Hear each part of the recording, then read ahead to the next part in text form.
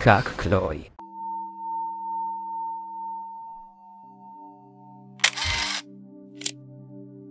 Hai semuanya, semoga tetap dalam keadaan yang sehat.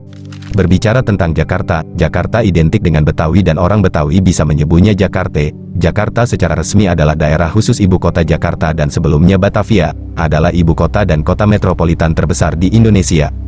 Terletak di pantai barat Laut Jawa, pulau terpadat di dunia, Jakarta adalah kota metropolitan terbesar di Asia Tenggara, dan berfungsi sebagai ibu kota diplomatik ASEAN. Jakarta berbatasan dengan dua provinsi Sunda, Jawa Barat di selatan dan timur, dan sejak tahun 2000, Banten di sebelah barat. Garis pantainya menghadap Laut Jawa di utara, dan berbatasan laut dengan Lampung di barat. Jakarta adalah pusat ekonomi, budaya, dan politik Indonesia. Kota ini berstatus setingkat provinsi dan berpenduduk 10.679.951 jiwa pada pertengahan tahun 2022. Meskipun luas Jakarta hanya 661,23 km persegi atau sama dengan 255,30 mil persegi, dan memiliki wilayah terkecil di antara provinsi manapun di Indonesia, wilayah metropolitannya mencakup 9.957,08 km persegi atau sama dengan 3.844,45 mil persegi, yang meliputi kota-kota satelit Bogor, Depok, Tangerang, Tangsel, dan Bekasi, dan memiliki perkiraan populasi 35 juta jiwa pada tahun 2022, menjadikannya kawasan perkotaan terbesar di Indonesia dan terbesar kedua di dunia, setelah Tokyo. Jakarta menduduki peringkat pertama di antara provinsi-provinsi di Indonesia dalam Indeks Pembangunan Manusia, peluang bisnis dan lapangan kerja di Jakarta, serta kemampuannya untuk menawarkan standar hidup yang lebih tinggi dibandingkan wilayah lain di negara ini, telah menarik para migran dari seluruh Nusantara, menjadikannya tempat perpaduan berbagai budaya. Jakarta adalah salah satu kota tertua yang terus dihuni di Asia Tenggara. Didirikan pada abad keempat sebagai Sunda Kelapa, kota ini menjadi pelabuhan perdagangan penting bagi kerajaan Sunda. Dulunya merupakan ibu kota de facto Hindia Belanda, yang saat itu masih dikenal dengan nama Batavia. Jakarta resmi menjadi kota di Jawa Barat hingga tahun 1960 ketika status resminya diubah menjadi provinsi dengan pembedaan daerah khusus ibu kota. Sebagai sebuah provinsi, pemerintahannya terdiri dari 5 kota administratif dan 1 kabupaten administratif. Jakarta adalah kota alfa dunia dan merupakan pusat sekretariat ASEAN, lembaga keuangan seperti Bank Indonesia, Bursa Efek Indonesia, dan kantor pusat berbagai perusahaan Indonesia dan perusahaan multinasional berlokasi di kota ini. Pada tahun 2021, GRP kota ini diperkirakan mencapai 602,946 miliar dolar. Tantangan utama Jakarta meliputi pertumbuhan perkotaan yang pesat, kerusakan ekologi, kemacetan lalu lintas, dan banjir. Jakarta tenggelam hingga 17 cm atau 6,7 inci setiap tahunnya, yang menjadikan kota ini lebih rentan terhadap banjir dan salah satu ibu kota yang paling cepat tenggelam di dunia. Menanggapi tantangan ini, pada bulan Agustus tahun 2019, Presiden Joko Widodo mengumumkan persetujuannya dengan studi resmi bahwa ibu kota Indonesia akan dipindahkan dari Jakarta ke kota yang direncanakan yaitu Nusantara, di Provinsi Kalimantan Timur di Pulau Kalimantan. Parlemen menyetujui langkah tersebut pada tanggal 18 Januari tahun 2022. Perjalanan nama Jakarta telah menjadi rumah bagi banyak pemukiman, dan ini adalah nama-nama Jakarta sesuai perjalanan waktunya yang digunakan selama keberadaannya. Sunda Kelapa tahun 397 hingga 1527, Jayakarta tahun 1527 hingga 1619, Batavia tahun 1619 hingga 1942, Jakarta tahun 1942 hingga 1972. Jakarta tahun 1972 hingga sekarang. Nama Jakarta berasal dari kata Jayakarta yang pada akhirnya berasal dari bahasa Sanskerta Jaya yaitu menang, dan Karta yaitu berhasil, memperoleh, sehingga Jayakarta diterjemahkan sebagai menang atau tindakan lengkap atau kemenangan penuh. Dinamakan demikian karena pasukan Islam Fatahillah yang berhasil mengalahkan dan mengusir Portugis dari kota tersebut pada tahun 1527. Sebelum bernama Jayakarta, kota ini dikenal dengan nama Sunda Kelapa. Tome Pires, seorang apoteker Portugis, menulis nama kota tersebut dalam magnum opusnya sebagai Jakatra atau Jakarta selama perjalanannya ke Hindia Timur. Pada abad ke-17, kota ini dikenal dengan nama Koningin van het Oosten, Ratu dari Timur, sebuah nama yang diberikan untuk keindahan perkotaan dari kanal-kanal, rumah-rumah mewah, dan tata kota yang tertata di pusat kota Batavia. Setelah meluas ke selatan pada abad ke-19, julukan ini kemudian lebih dikaitkan dengan pinggiran kota, misalnya Menteng dan kawasan sekitar Lapangan Merdeka, yang memiliki jalur lebar, ruang hijau, dan villa. Pada masa pendudukan Jepang, kota ini berganti nama menjadi Jakarta Tokubetsushi. Sejarah yang terjadi, Jakarta adalah ibu kota Indonesia dan kota terbesar. Terletak di muara Sungai Ciliwung, di bagian barat laut Pulau Jawa, kawasan ini telah lama menjadi pemukiman manusia. Bukti sejarah dari Jakarta berasal dari abad ke-4 Masehi, ketika kota ini merupakan pemukiman dan pelabuhan Hindu. Kota ini telah diklaim berturut-turut oleh Kerajaan Tarumanegara yang diindianisasi, Kerajaan Hindu Sunda, Kesultanan Muslim Banten, dan oleh pemerintahan Belanda, Jepang, dan Indonesia. Hindia Belanda membangun wilayah tersebut sebelum direbut pada Perang Dunia II oleh Kekaisaran Jepang dan akhirnya merdeka sebagai bagian dari Indonesia. Jakarta telah dikenal dengan beberapa nama, disebut Sunda Kalapa pada masa Kerajaan Sunda dan Jayakarta, Jajakarta atau Jakatra pada masa singkat Kesultanan Banten. Setelah itu, Jakarta berkembang dalam 3 tahap: kota tua, dekat dengan laut di utara, berkembang antara tahun 1619 dan 1799 pada masa VOC.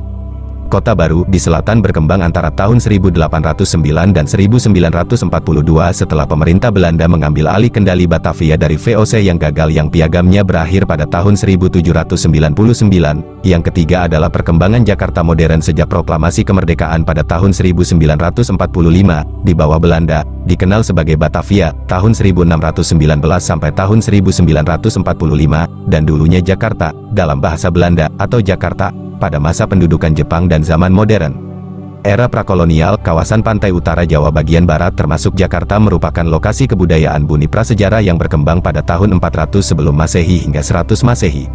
Daerah di dalam dan sekitar Jakarta modern adalah bagian dari Kerajaan Sunda Tarumanagara pada abad ke-4, salah satu kerajaan Hindu tertua di Indonesia. Kawasan Jakarta Utara di sekitar Tugu menjadi pemukiman penduduk pada awal abad ke-5. Prasasti Tugu, kemungkinan ditulis sekitar tahun 417 Masehi, yang ditemukan di Dusun Batu Tumbuh, Desa Tugu, Koja, Jakarta Utara, menyebutkan bahwa Raja Purnawarman dari Tarumanagara melakukan proyek hidrolik, proyek irigasi dan drainase air Sungai Candrabaga dan Sungai Gomati dekat ibu kotanya. Setelah kemunduran Tarumanagara, wilayahnya, termasuk wilayah Jakarta, menjadi bagian dari Kerajaan Hindu Sunda.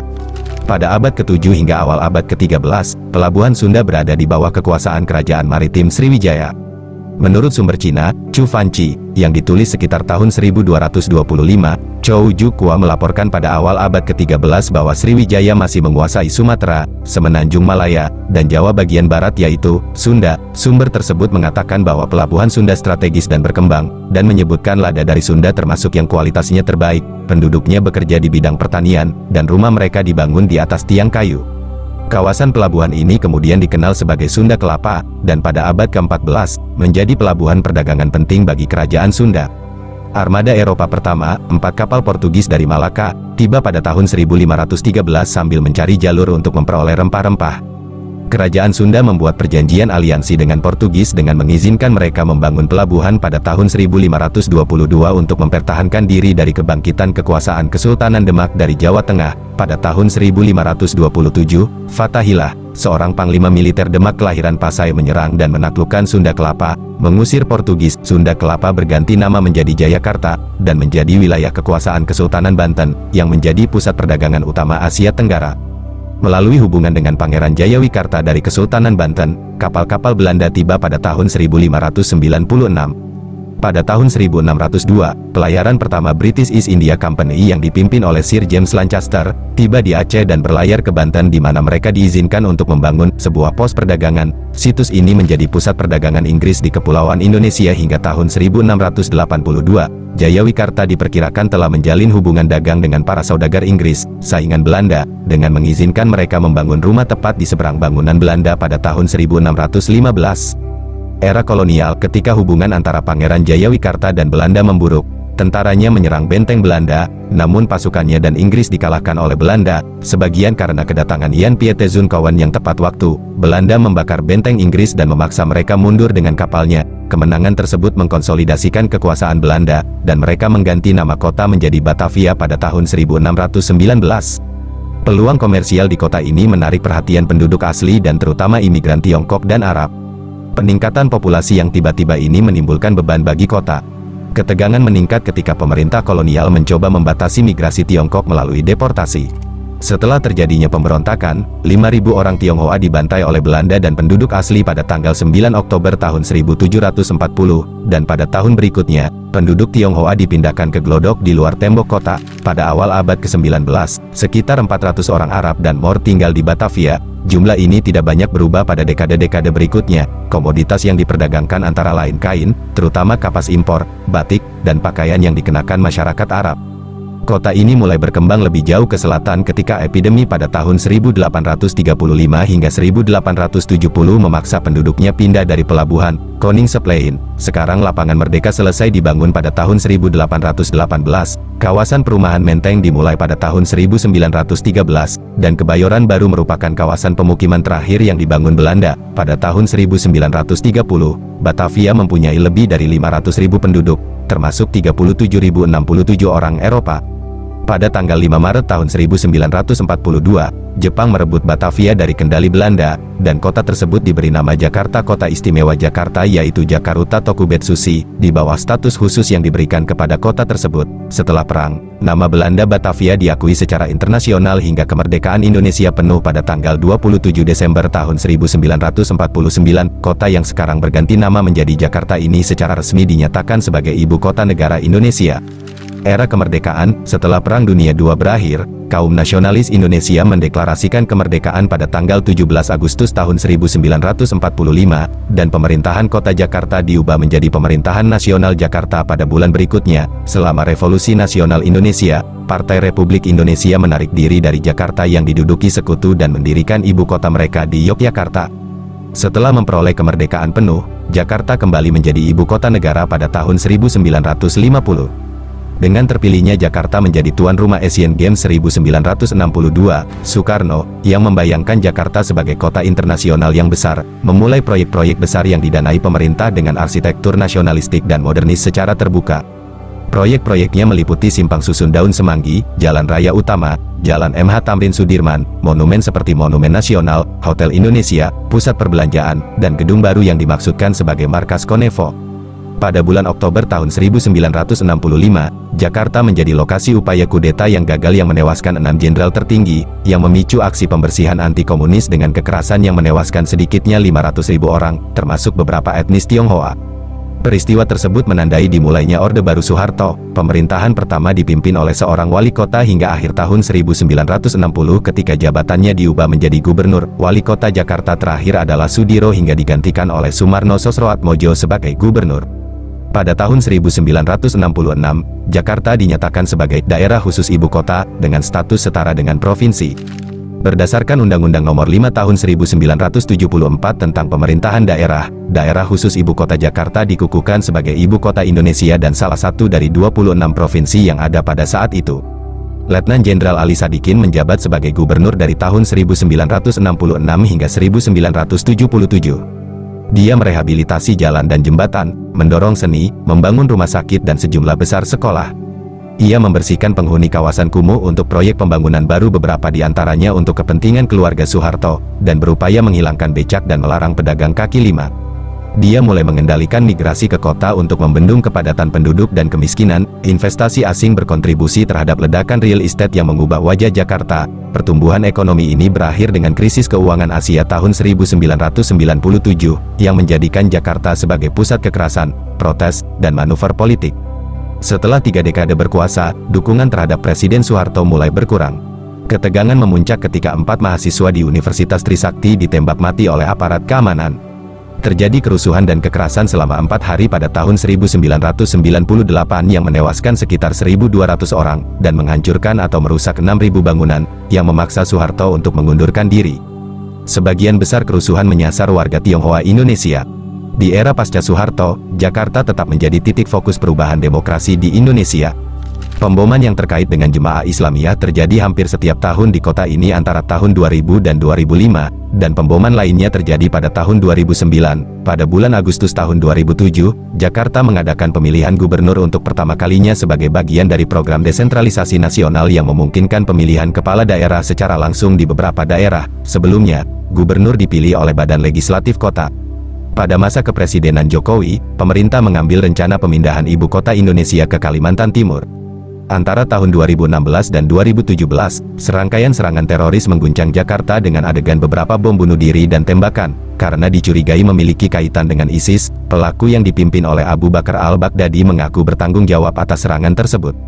Geografi Jakarta. Luas wilayah Jakarta adalah 661,23 km persegi, yaitu 255,30 mil persegi, terkecil di antara provinsi manapun di Indonesia. Namun, wilayah metropolitannya mencakup 6.392 km persegi, 2.468 mil persegi, yang meluas kedua provinsi yang berbatasan, yaitu Jawa Barat dan Banten. Wilayah Jabodetabek meliputi 3 kabupaten yang berbatasan, Kabupaten Bekasi, Kabupaten Tangerang, dan Kabupaten Bogor, dan 5 kota yang berbatasan, Bogor, Depok, Bekasi, Tangerang, dan Tangsel. Jakarta terletak di pantai barat Laut Jawa, di muara Sungai Ciliwung di Teluk Jakarta, sebuah teluk kecil di Laut Jawa. Letaknya strategis di dekat Selat Sunda. Bagian utara Jakarta merupakan daratan datar, beberapa wilayah berada di bawah permukaan laut, dan sering dilanda banjir.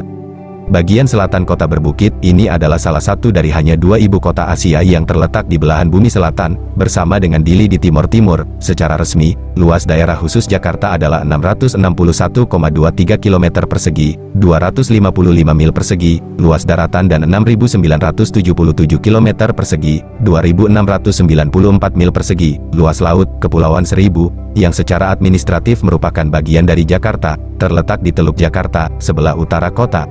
Jakarta terletak di dataran aluvial yang rendah dan datar, berkisar antara -2 hingga 91 meter, -7 hingga 299 kaki, dengan ketinggian rata-rata 8 meter, 26 kaki, di atas permukaan laut dengan wilayah rawa yang luas secara historis. Beberapa bagian kota telah dibangun di atas dataran pasang surut reklamasi yang terjadi di sekitar wilayah tersebut. 13 sungai mengalir melalui Jakarta, yaitu Kali Ciliwung, Kali Baru, Pesanggerahan, Cipinang, Kali Angke, Maja, Mokerfat, Krukut, Buaran, Tarum Barat, Cakung, Petukangan, Kali Sunter, dan Kali Grogol, mengalir dari dataran tinggi puncak ke selatan kota, lalu melintasi kota ke utara menuju Laut Jawa. Sungai Ciliwung membagi kota menjadi kabupaten bagian barat dan timur. Sungai-sungai ini, ditambah dengan hujan di musim hujan dan drainase yang tidak memadai karena tersumbat, membuat Jakarta rawan banjir. Selain itu, Jakarta tenggelam sekitar 5 hingga 10 cm, 2,0 hingga 3,9 inci, setiap tahunnya, dan hingga 20 cm, 7,9 inci, di wilayah pesisir utara. Setelah studi kelayakan, tanggul melingkar yang dikenal sebagai Giant Seawall Jakarta sedang dibangun di sekitar Teluk Jakarta untuk membantu mengatasi ancaman laut. Tanggul tersebut akan dilengkapi dengan sistem pemompaan dan tempat retensi untuk menahan air laut serta berfungsi sebagai jalan tol. Proyek ini diharapkan selesai pada tahun 2025. Pada bulan Januari tahun 2014, pemerintah pusat setuju untuk membangun 2 bendungan di Ciawi, Bogor dan Terowongan sepanjang 1,2 km, 0,75 mil, dari Sungai Ciliwung ke Sungai Cisadane untuk mengurangi banjir di kota tersebut.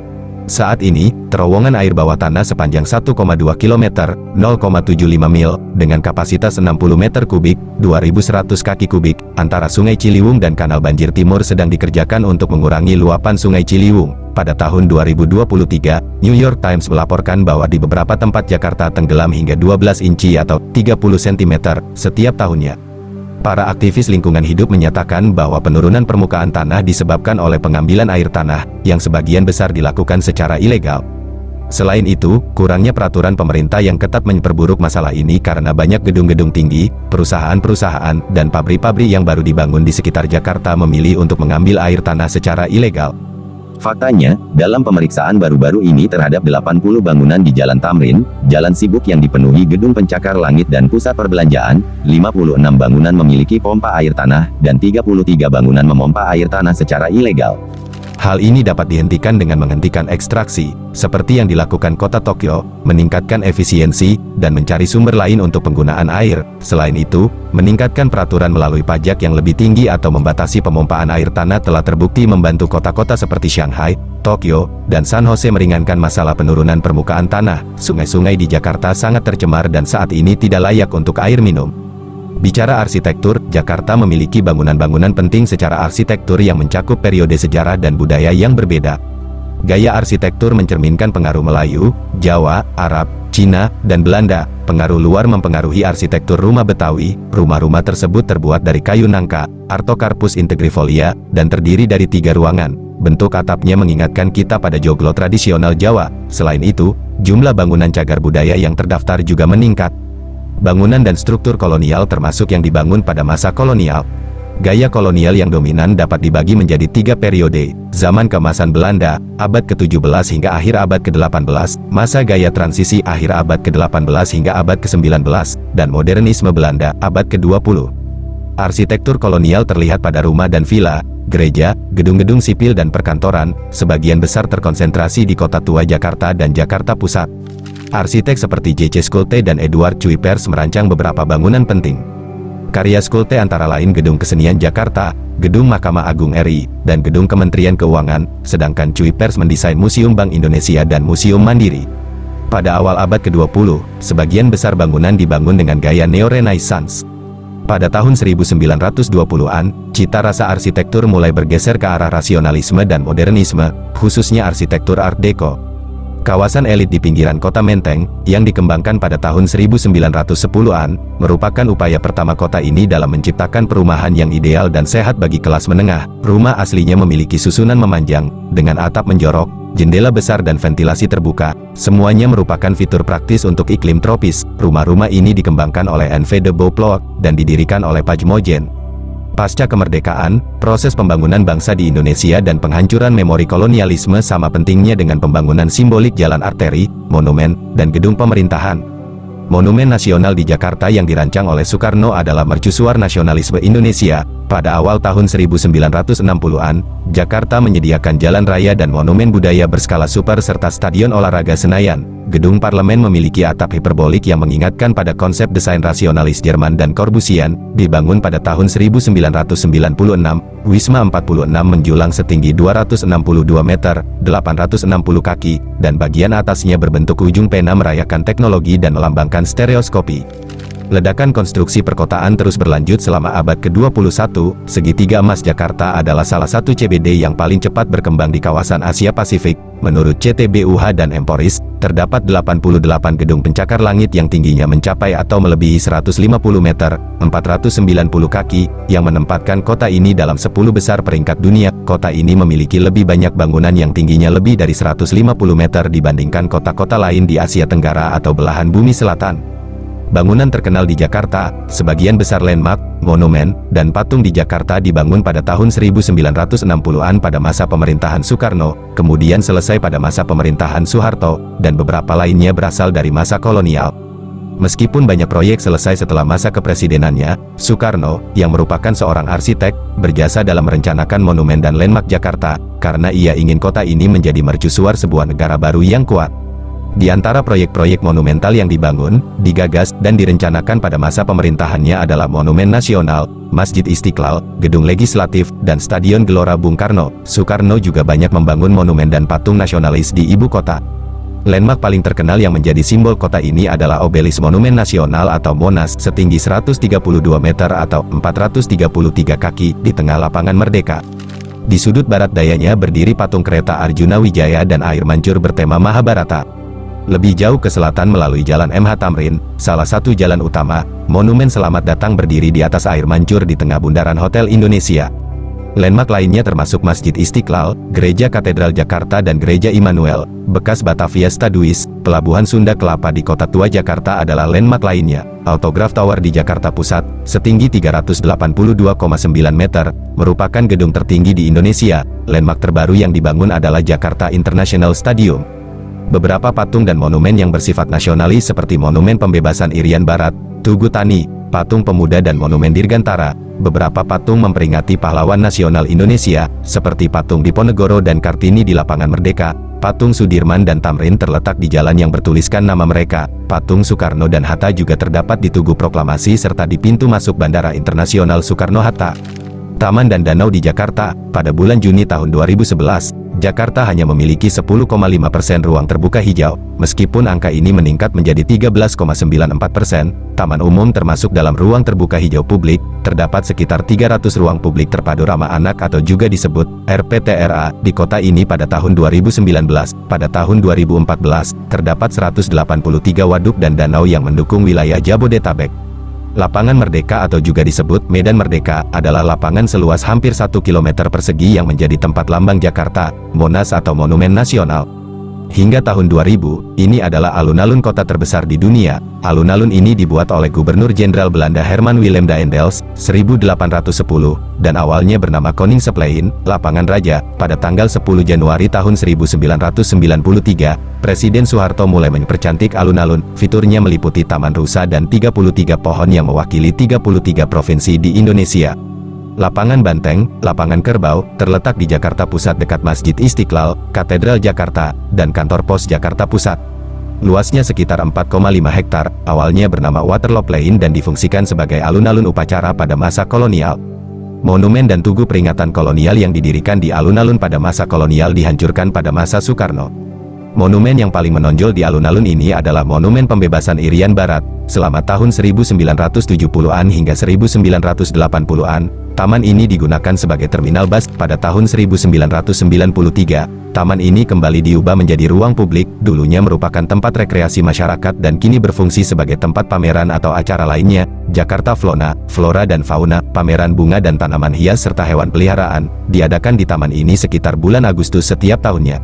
Taman Mini Indonesia Indah, Taman Miniatur Indonesia, di Jakarta Timur, memiliki 10 taman mini. Taman Suropati terletak di Menteng, Jakarta Pusat. Taman ini dikelilingi oleh bangunan kolonial Belanda. Taman Suropati dikenal sebagai Burgemeester Bishoplein pada masa kolonial. Taman ini berbentuk lingkaran dengan luas permukaan 16.322 meter persegi, 175.690 kaki persegi. Beberapa patung modern dibuat untuk taman ini oleh seniman negara-negara ASEAN, sehingga memberi julukan Taman Persahabatan Seniman ASEAN. Taman Menteng dibangun di lokasi bekas stadion sepak bola Persija. Taman Situ Lembang juga terletak di dekatnya, yang memiliki danau di tengahnya. Taman Kalijodo merupakan taman terbaru di Kecamatan Penjaringan dengan luas 3,4 hektar, 8,4 akre, di tepi Sungai Krendang. Resmi dibuka pada tanggal 22 Februari tahun 2017. Taman ini buka 24 jam sebagai ruang terbuka hijau, RTH, dan ruang publik terpadu ramah anak, RPTRA, serta memiliki fasilitas skateboard berstandar internasional. Suaka Marga Satwa Muara Angke dan Taman Wisata Alam Angke Kapuk di Penjaringan, Jakarta Utara. Kebun Binatang Ragunan terletak di Pasar Minggu, Jakarta Selatan. Ini adalah kebun binatang tertua ketiga di dunia dan terbesar kedua dengan populasi hewan dan tumbuhan paling beragam. Setu Babakan adalah danau seluas 32 hektar yang dikelilingi perkampungan budaya Betawi yang terletak di Jagaraksa, Jakarta Selatan. Taman Dadap Merah juga ditemukan di kawasan ini. Taman Impian Jaya Ancol merupakan kawasan wisata terpadu terbesar di Asia Tenggara, terletak di sepanjang Teluk di Ancol di Jakarta Utara. Taman Waduk Pluit Danau Pluit dan Taman Putra Putri di Pluit, Jakarta Utara.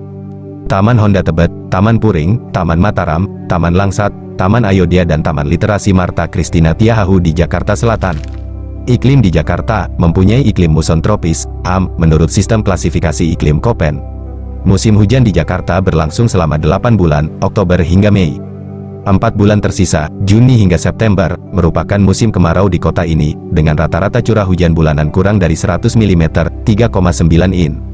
Agustus memenuhi syarat sebagai bulan musim kemarau sejati, karena curah hujannya kurang dari 60 mm, 2,4 inci. Seperti di wilayah Barat Jawa, puncak curah hujan pada musim hujan terjadi pada bulan Januari dan Februari dengan rata-rata curah hujan bulanan sebesar 297,7 mm, 11,72 in, dan titik terendah pada musim kemarau terjadi pada bulan Agustus dengan rata-rata curah hujan bulanan sebesar 43,2 mm, 1,70 in.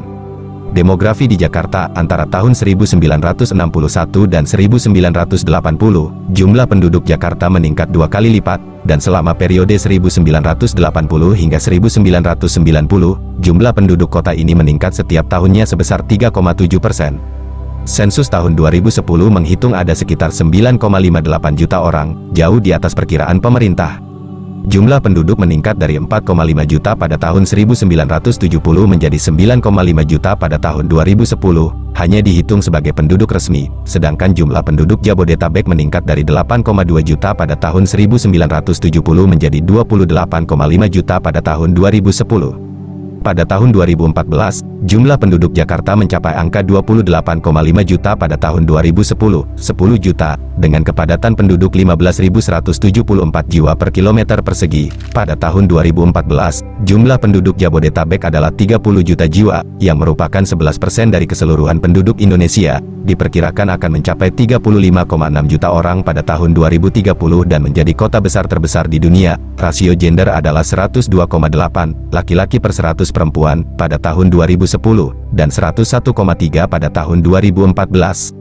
Jakarta menarik orang-orang dari seluruh Indonesia, seringkali mencari pekerjaan. Sensus tahun 1961 menunjukkan bahwa 51% penduduk kota ini lahir di Jakarta. Imigrasi ke dalam negeri cenderung meniadakan pengaruh program keluarga berencana. Kementerian Dalam Negeri, Kemendagri, membuat tabulasi datanya sendiri, yang telah meningkat sejak persyaratan KTP dalam dekade terakhir, mencantumkan jumlah penduduk Jakarta sebanyak 11.261.595 jiwa pada akhir tahun 2021.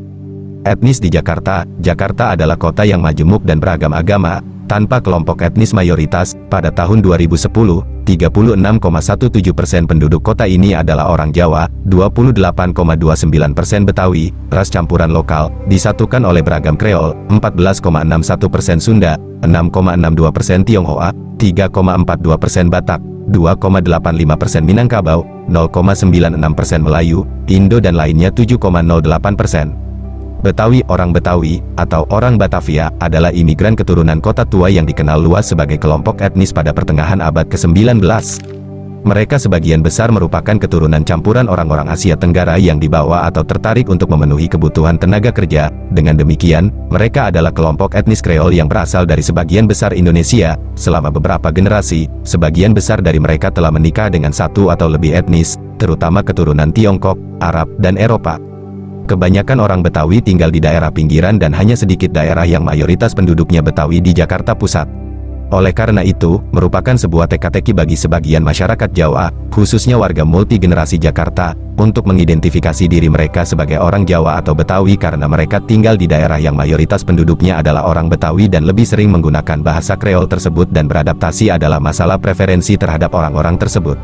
Komunitas Tionghoa dalam jumlah besar telah tinggal di Jakarta selama berabad-abad. Mereka secara tradisional bermukim di sekitar kawasan perkotaan lama, seperti kawasan Pinangsia, Pik, Pluit, dan Glodok, Pecinan Jakarta. Mereka juga dapat ditemukan di Pecinan Lama Senen dan Jatinegara. Pada tahun 2001 mereka mengidentifikasi diri mereka sebagai 5,5%, yang dianggap kurang dilaporkan. Ini menjelaskan angka 6,6% 10 tahun kemudian.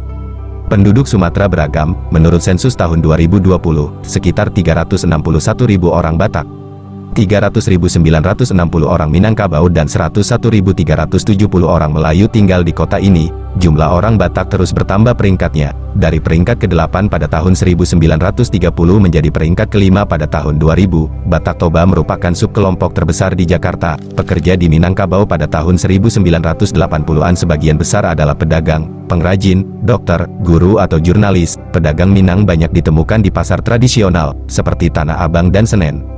Bahasa di Jakarta. Bahasa Indonesia adalah bahasa resmi dan dominan di Jakarta, sementara banyak orang lanjut usia yang berbicara bahasa Belanda atau Cina, tergantung pada latar belakang pendidikan mereka. Bahasa Inggris digunakan untuk berkomunikasi khususnya di Jakarta Pusat dan Selatan. Masing-masing suku bangsa menggunakan bahasa ibu mereka di rumah, seperti Betawi, Jawa, dan Sunda. Bahasa Betawi berbeda dengan bahasa Sunda atau Jawa, sehingga membentuk pulau bahasa di sekitarnya. Sebagian besar didasarkan pada dialek Melayu Timur dan diperkaya dengan kata-kata serapan dari bahasa Belanda, Portugis, Sunda, Jawa, Cina, dan Arab. Seiring berjalannya waktu, banyak kata dan frasa Betawi yang diintegrasikan ke dalam bahasa Indonesia sebagai bahasa gaul Jakarta, dan digunakan oleh sebagian besar orang tanpa memandang latar belakang etnis mereka. Orang Tionghoa di Jakarta sebagian besar berbicara bahasa Indonesia dan Inggris karena adanya larangan bahasa yang ketat pada masa Orde Baru Soeharto. Orang yang lebih tua mungkin fasih berbahasa Hokkien dan Mandarin, sedangkan anak muda hanya fasih berbahasa Indonesia dan Inggris. Ada pula yang berpendidikan Mandarin. Dengan adanya urbanisasi komunitas Tionghoa baru-baru ini dari beberapa daerah pedesaan di Indonesia, dialek Tionghoa lainnya telah dibawa ke komunitas Tionghoa di Jakarta, seperti Hakka, Teohu, dan Kantoan. Bahasa Hokkien yang sebagian besar berasal dari Sumatera, Medan, Bagan Siapi-api, Batam, paling banyak dituturkan di Jakarta Utara, seperti di Pantai Indah Kapuk, Pluit, dan Kelapa Gading, sedangkan Hakka dan Teochew yang berasal dari komunitas Tionghoa di Pontianak dan Singkawang, sebagian besar digunakan di Jakarta Barat, seperti di Tambora dan Grogol Petamburan. Orang Batak di Jakarta kebanyakan berbahasa Indonesia, sedangkan generasi tua cenderung berbicara dalam bahasa ibu mereka, seperti Batak Toba, Mandailing, dan Karo, tergantung dari kota leluhur dan tempat di Sumatera Utara mereka berasal. Orang Minangkabau sebagian besar berbicara bahasa Minangkabau bersama dengan bahasa Indonesia.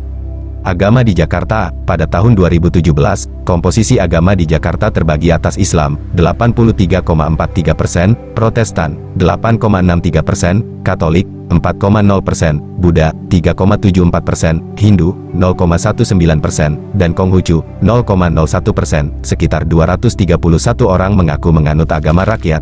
Sebagian besar pesantren di Jakarta berafiliasi dengan Nahdlatul Ulama yang tradisionalis, organisasi modernis yang sebagian besar melayani kelas sosial ekonomi elit perkotaan terpelajar dan pedagang. Mereka memberi prioritas pada pendidikan, program kesejahteraan sosial dan dakwah. Banyak organisasi Islam yang berkantor pusat di Jakarta, termasuk Nahdlatul Ulama, Majelis Ulama Indonesia, Muhammadiyah, dan Jaringan Islam Liberal.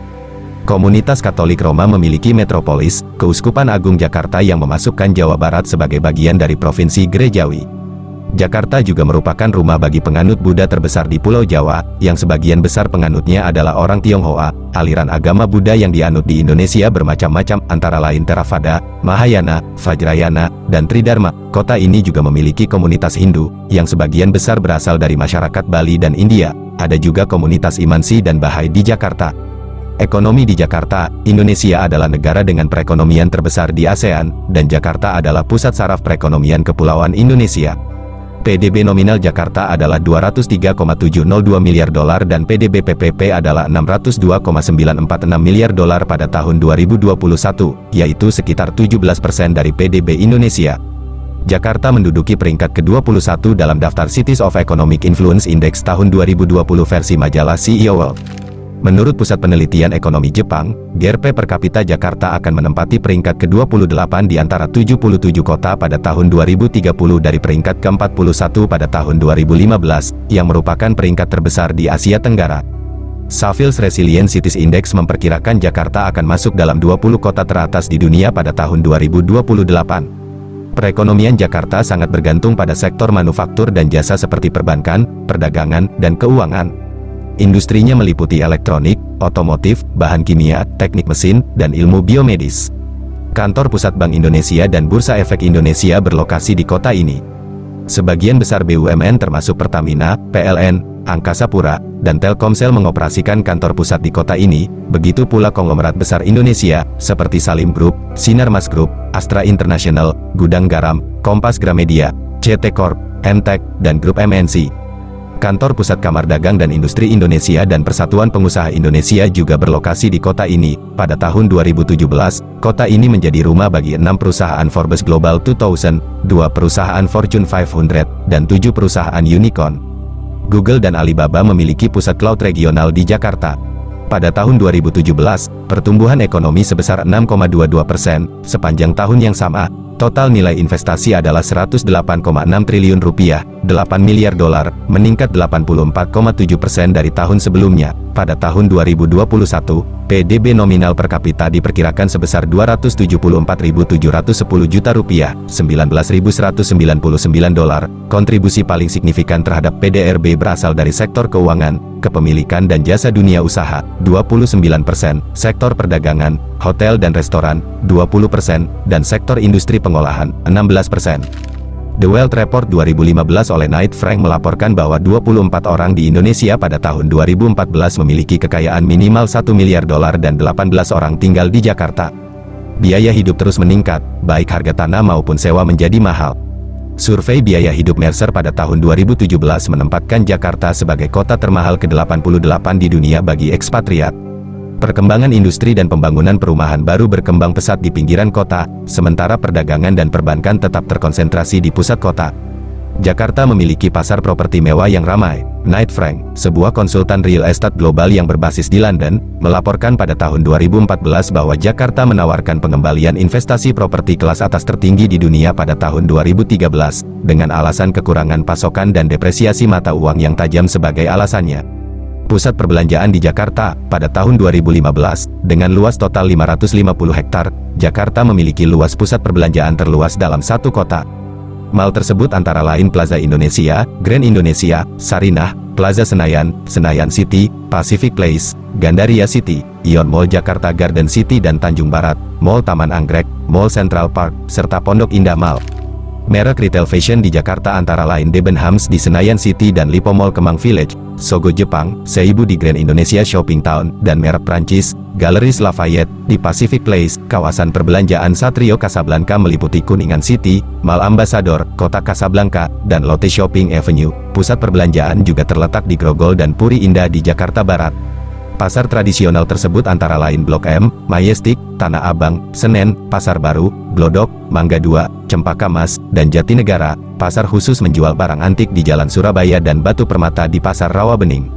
Pariwisata di Jakarta. Meskipun Jakarta dinobatkan sebagai lokasi paling populer berdasarkan Techstory, dan menduduki peringkat ke-8 yang paling banyak diposting di antara kota-kota di dunia pada tahun 2017 di situs berbagi gambar Instagram, Jakarta bukanlah tujuan wisata internasional teratas. Namun, kota ini menduduki peringkat ke-5 tujuan wisata dengan pertumbuhan tercepat di antara 132 kota menurut Mastercard Global Destination Cities Index. Dewan Perjalanan dan Pariwisata Dunia juga mencantumkan Jakarta sebagai salah satu dari 10 kota pariwisata dengan pertumbuhan tercepat di dunia pada tahun 2017 dan mengkategorikannya sebagai kota dengan kinerja baru, yang akan mengalami peningkatan kedatangan wisatawan secara signifikan dalam waktu kurang dari 10 tahun.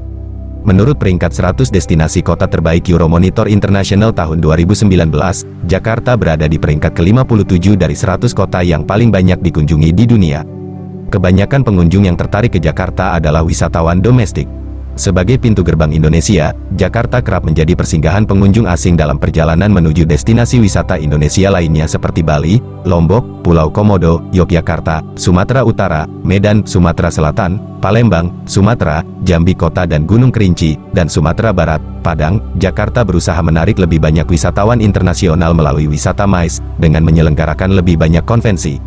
Pada tahun 2012, sektor pariwisata memberikan kontribusi sebesar 2,6 triliun rupiah, 268,5 juta dolar, terhadap total pendapatan langsung kota sebesar 17,83 triliun rupiah, 1,45 miliar dolar, meningkat 17,9% dari tahun sebelumnya pada tahun 2011. Pendidikan di Jakarta. Jakarta adalah rumah bagi banyak institusi pendidikan.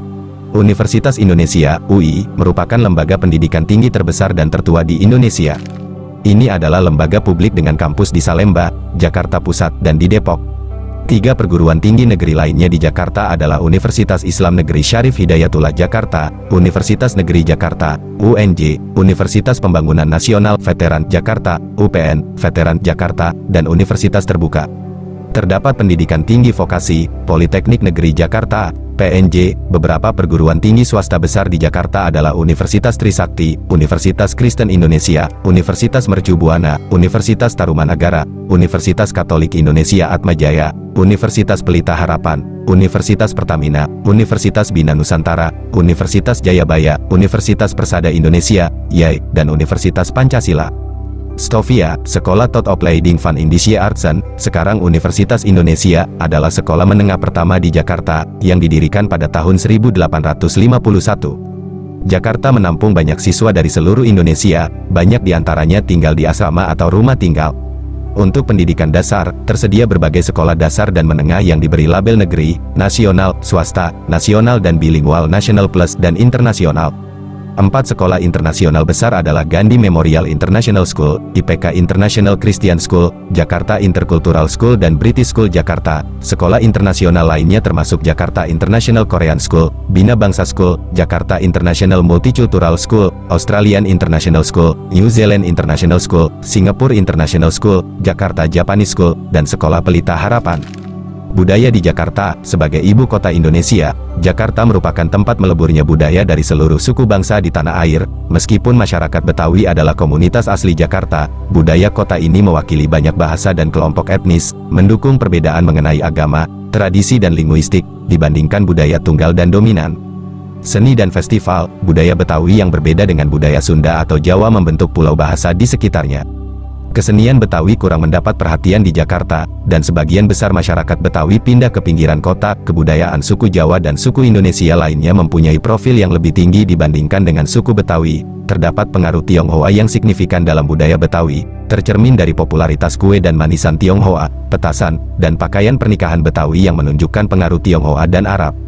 Beberapa festival seperti Festival Jalan Jaksa, Festival Kemang, Festival Condet dan Lebaran Betawi mencakup upaya pelestarian kesenian Betawi dengan mengundang seniman untuk menampilkan pertunjukan.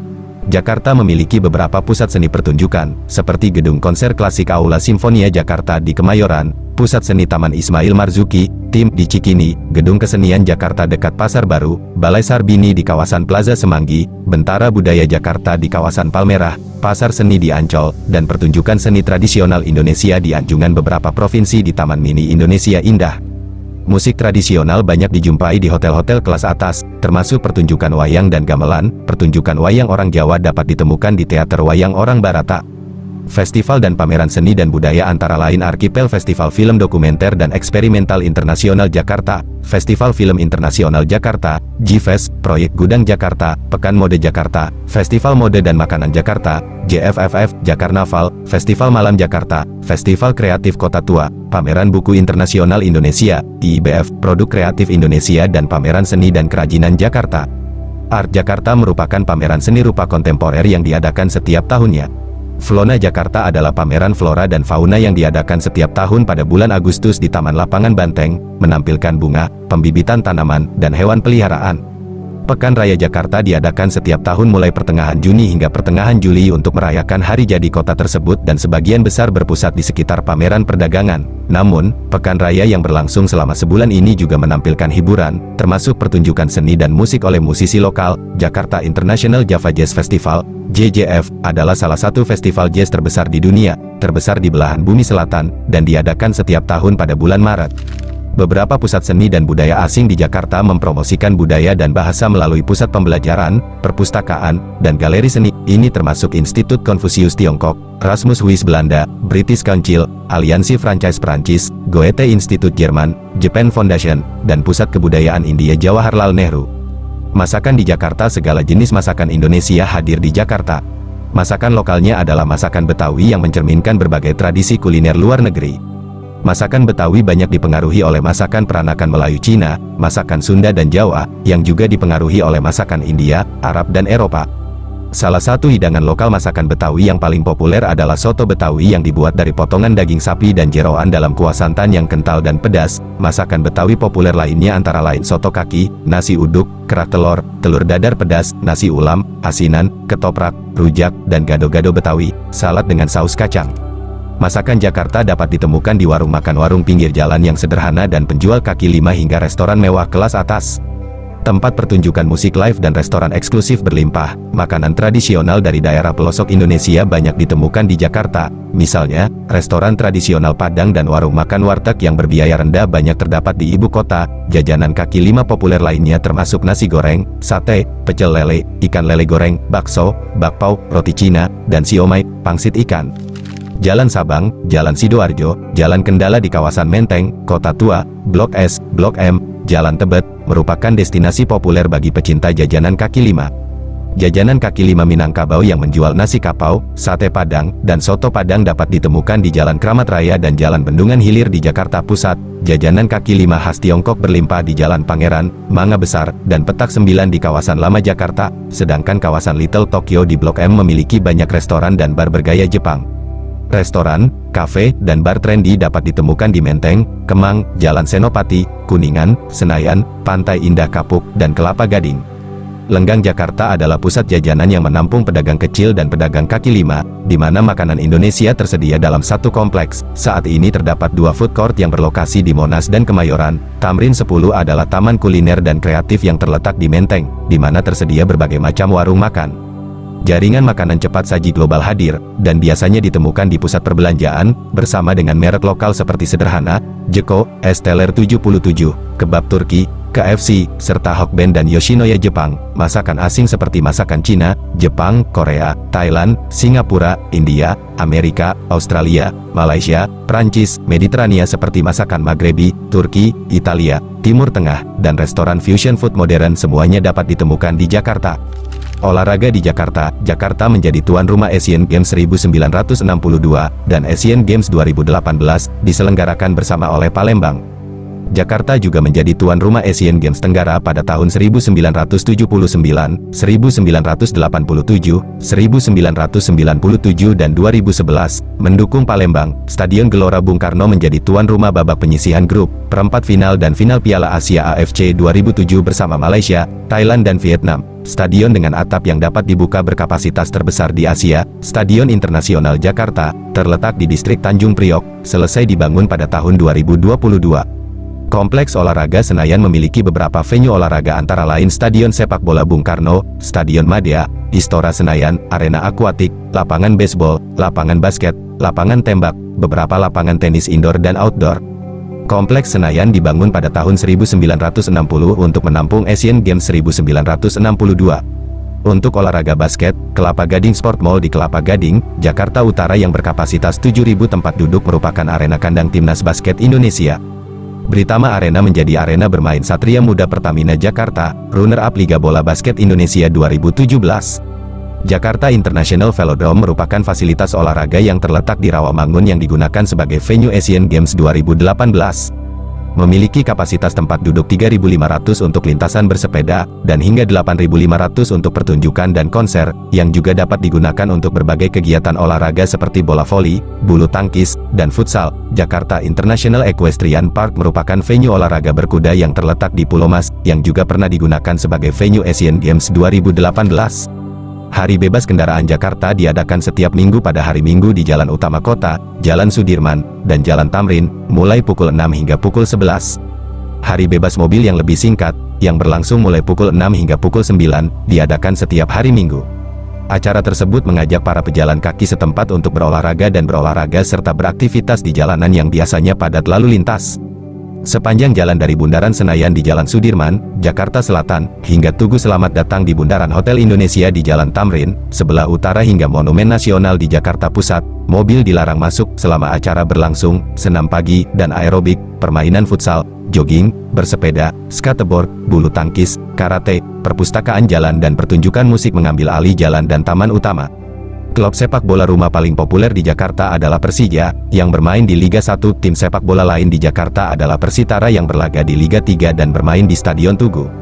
Jakarta Marathon setiap bulan November diakui oleh AIMS dan IAAF, didirikan pada tahun 2013.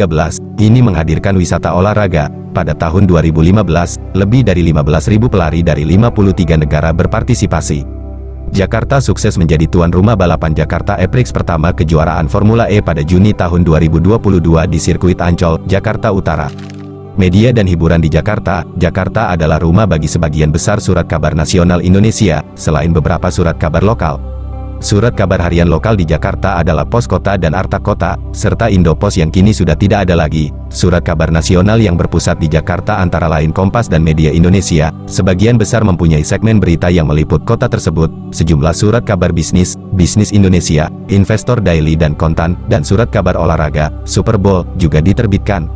Surat kabar selain berbahasa Indonesia, terutama untuk pembaca nasional dan global, juga diterbitkan setiap hari. Contohnya adalah surat kabar berbahasa Inggris The Jakarta Post dan The Jakarta Globe yang hanya online. Surat kabar berbahasa Mandarin juga beredar, seperti Indonesia Sangbao, Harian Indonesia, dan Guoji Ribao. Satu-satunya surat kabar berbahasa Jepang adalah The Daily Jakarta Shimbun.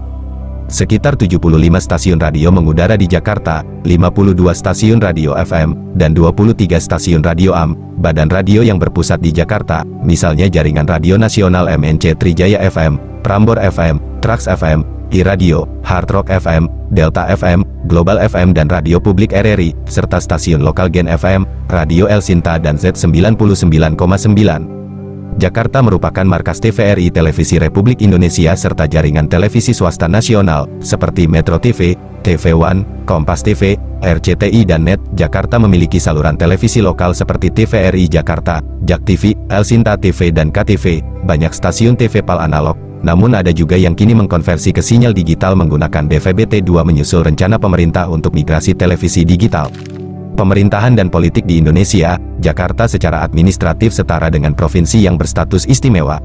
Badan eksekutif dipimpin oleh seorang gubernur dan seorang wakil gubernur terpilih, sedangkan Dewan Perwakilan Rakyat Daerah Jakarta, Dewan Perwakilan Rakyat Daerah Provinsi Daerah Khusus Ibu Kota Jakarta, DPRD DKI Jakarta, adalah lembaga legislatif dengan 106 anggota yang dipilih secara langsung. Balai Kota Jakarta di sebelah selatan Lapangan Merdeka merupakan kantor gubernur dan wakil gubernur, serta berfungsi sebagai kantor administrasi utama. Pemerintahan eksekutif terdiri dari 5 kota administratif, masing-masing dipimpin oleh seorang wali kota dan 1 kabupaten dipimpin oleh seorang bupati, berbeda dengan kota dan kabupaten lain di Indonesia yang wali kota atau bupatinya dipilih langsung. Wali kota dan bupati di Jakarta dipilih oleh gubernur. Setiap kota dan kabupaten dibagi menjadi distrik administratif. Selain perwakilan di DPRD Provinsi, Jakarta juga mengirimkan 21 delegasi ke DPRD. Para wakil tersebut dipilih dari 3 daerah pemilihan nasional di Jakarta, yang juga mencakup pemilih luar negeri. Provinsi ini juga mengirimkan 4 delegasi, sama seperti provinsi lain, ke Parlemen Majelis Tinggi Nasional. Program Jakarta Smart City, JSC, diluncurkan pada tanggal 14 Desember tahun 2014 dengan tujuan mewujudkan tata kelola yang cerdas, masyarakat yang cerdas, mobilitas yang cerdas, ekonomi yang cerdas, kehidupan yang cerdas dan lingkungan yang cerdas di kota menggunakan web dan berbagai aplikasi berbasis ponsel pintar. Keamanan Publik Jakarta Kepolisian Daerah Metropolitan Jakarta Raya, Polda Metro Jaya, adalah kepolisian yang bertugas memelihara hukum, keamanan, dan ketertiban wilayah metropolitan Jakarta. Dipimpin oleh seorang Jenderal Polisi Bintang 2, Irjen Polisi, dengan gelar Kepala Polda Metro Jaya, Kepala Kepolisian Daerah Metro Jaya, disingkat Kapolda Metro Jaya. Kantornya terletak di Jalan Jenderal Sudirman Kaf, 55, Senayan, Kebayoran Baru, Jakarta Selatan dan nomor darurat hotline mereka adalah 110. Komando Daerah Militer Jayakarta, Komando Daerah Militer Jayakarta, disingkat Kodam Jaya, adalah pasukan teritorial Angkatan Darat Indonesia yang berfungsi sebagai komponen pertahanan Jakarta dan sekitarnya, Jabodetabek. Dipimpin oleh seorang Mayor Jenderal Angkatan Darat yang bergelar Panglima Daerah Militer Jakarta, Panglima Daerah Militer Kodam Jaya, disingkat Pangdam Jaya. Kodam Jaya berkedudukan di Jakarta Timur dan membawahi beberapa batalion militer yang siap mempertahankan ibu kota dan instalasi vitalnya. Ia juga membantu Polda Metro Jaya dalam tugas-tugas tertentu, seperti mendukung keamanan pada kunjungan kenegaraan, pengamanan VVIP, dan pengendalian kerusuhan. Keuangan kota di Jakarta. Pemerintah Provinsi Jakarta mengandalkan transfer dari pemerintah pusat untuk sebagian besar pendapatannya. Sumber pendapatan daerah, non-pemerintah pusat, antara lain adalah pendapatan dari berbagai pajak seperti kepemilikan kendaraan, bea balik nama kendaraan. Kemampuan pemerintah daerah untuk menanggapi berbagai permasalahan di Jakarta dibatasi oleh keterbatasan keuangan. Pemerintah provinsi secara konsisten mengalami surplus antara 15 dan 20% dari belanja yang direncanakan, terutama karena keterlambatan pengadaan dan inefisiensi lainnya. Pengeluaran yang terlalu rendah sering menjadi bahan komentar publik. Pada tahun 2013, anggarannya sekitar 50 triliun rupiah, 5,2 miliar dolar, setara dengan sekitar 380 dolar per warga. Prioritas belanja adalah belanja pendidikan, transportasi, pengendalian banjir, lingkungan hidup dan sosial, seperti kesehatan dan perumahan. Anggaran pendapatan dan belanja daerah, APBD, Jakarta adalah 77,1 triliun rupiah, 5,92 miliar dolar, 83,2 triliun rupiah, 6,2 miliar dolar, dan 89 triliun rupiah, 6,35 miliar dolar, untuk tahun 2017, 2018 dan 2019 masing-masing.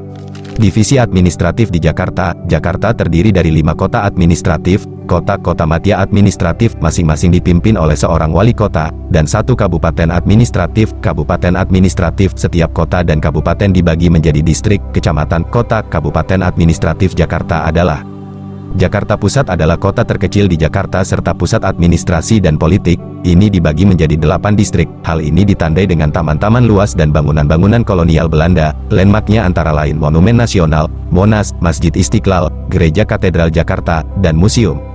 Jakarta Barat memiliki konsentrasi industri skala kecil tertinggi di kota ini. Ini memiliki 8 distrik. Kawasan tersebut meliputi pecinan Jakarta dan landmark kolonial Belanda seperti Gedung Langgam Cina dan Toko Merah. Ini berisi bagian dari kota tua Jakarta. Jakarta Selatan, yang awalnya direncanakan sebagai kota satelit, kini menjadi lokasi pusat perbelanjaan kelas atas dan kawasan pemukiman makmur. Daerah ini mempunyai 10 kabupaten dan berfungsi sebagai penyangga air tanah di Jakarta. Namun belakangan ini kawasan jalur hijau terancam oleh pembangunan baru. Kawasan pusat bisnis sebagian besar terkonsentrasi di Kebayoran Baru, Setiabudi, sebagian kecil di Tebet, Pancoran, Mampang Perapatan, dan berbatasan dengan kawasan Tanah Abang, Sudirman, Jakarta Pusat. Daerah tersebut dikenal dengan sebutan segitiga emas Jakarta. Wilayah Jakarta Timur dicirikan oleh beberapa sektor industri. Juga terletak di Jakarta Timur adalah Taman Mini Indonesia Indah dan Bandara Internasional Halim Perdana Kusuma. Kota ini memiliki 10 distrik. Jakarta Utara dibatasi oleh Laut Jawa. Disinilah letak Pelabuhan Tanjung Priuk. Industri skala besar dan menengah terkonsentrasi di sana. Di dalamnya terdapat sebagian kota tua Jakarta yang merupakan pusat aktivitas perdagangan VOC pada masa kolonial. Juga terletak di Jakarta Utara adalah Taman Impian Jaya Ancol, kawasan pariwisata terpadu terbesar di Asia Tenggara. Jakarta Utara dibagi menjadi 6 distrik. Satu-satunya kabupaten administratif di Jakarta adalah Kepulauan Seribu. Dulunya merupakan sebuah kabupaten di Jakarta Utara, merupakan kumpulan 105 pulau kecil yang terletak di Laut Jawa. Ini memiliki nilai konservasi tinggi karena ekosistemnya yang unik. Wisata bahari seperti menyelam, bersepeda air, dan selancar angin merupakan kegiatan wisata utama di wilayah ini. Moda transportasi utama antar pulau adalah speedboat atau kapal feri kecil. Transportasi di Jakarta, sebagai wilayah metropolitan berpenduduk sekitar 30 juta jiwa, Jakarta memiliki beragam sistem transportasi. Jakarta dianugerahi penghargaan transportasi berkelanjutan, STA, Global 2021 untuk sistem transportasi umum terintegrasi. Kota ini memprioritaskan pengembangan jaringan jalan raya, yang sebagian besar dirancang untuk menampung kendaraan pribadi. Ciri penting dari sistem jalan raya Jakarta saat ini adalah jaringan jalan tol, terdiri dari jalan lingkar dalam dan luar serta 5 jalan tol yang menjalar ke arah luar. Jaringan ini menyediakan koneksi dalam dan luar kota. Kebijakan ganjil genap membatasi penggunaan jalan hanya untuk mobil dengan plat nomor ganjil atau genap pada hari tertentu sebagai langkah transisi untuk mengurangi kemacetan lalu lintas hingga diberlakukannya tarif jalan elektronik di masa depan. Terdapat banyak terminal bus di kota ini, mulai dari bus yang beroperasi di berbagai rute untuk menghubungkan lingkungan dalam batas kota, ke wilayah lain di Jabodetabek, dan ke kota-kota di seluruh Pulau Jawa. Terminal bus terbesar adalah Terminal Bus Pulau Gebang, yang bisa dibilang merupakan terminal bus terbesar di Asia Tenggara. Terminal utama layanan kereta api jarak jauh adalah Gambir dan Pasar Senen. Kereta api berkecepatan tinggi menghubungkan Jakarta ke Bandung dan satu lagi sedang dalam tahap perencanaan dari Jakarta ke Surabaya. Hingga September tahun 2022, cakupan pelayanan angkutan umum Jakarta telah mencapai 86%, yang ditargetkan meningkat menjadi 95%. Angkutan cepat di Jabodetabek terdiri dari bus rapid transit Transjakarta, LRT Jakarta, MRT Jakarta, KRL Komuter Line, LRT Jabodebek, dan Rail Link Bandara Soekarno-Hatta. Pemerintah kota sedang membangun pembangunan berorientasi transit seperti TOD Duku Atas dan TOD CSW ASEAN di beberapa wilayah di Jakarta untuk memfasilitasi penumpang berpindah antar moda transportasi umum. Sistem bus milik swasta seperti Kopaja, Metro Mini, Mayasari Bakti dan PPD juga menyediakan layanan penting bagi penumpang Jakarta dengan banyak rute di seluruh kota. Banyak rute yang akan diganti oleh bus Mini Trans dan Metro Trans.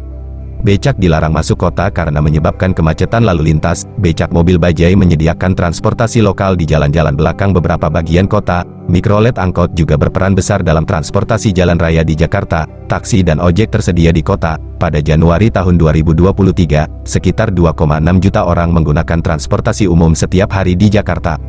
Pemerintah kota telah melaksanakan proyek untuk membangun jalur sepeda sepanjang sekitar 500 km. Hingga Juni tahun 2021, Jakarta sudah memiliki 63 km jalur sepeda, dan akan ditambah 101 km lagi pada akhir tahun 2021.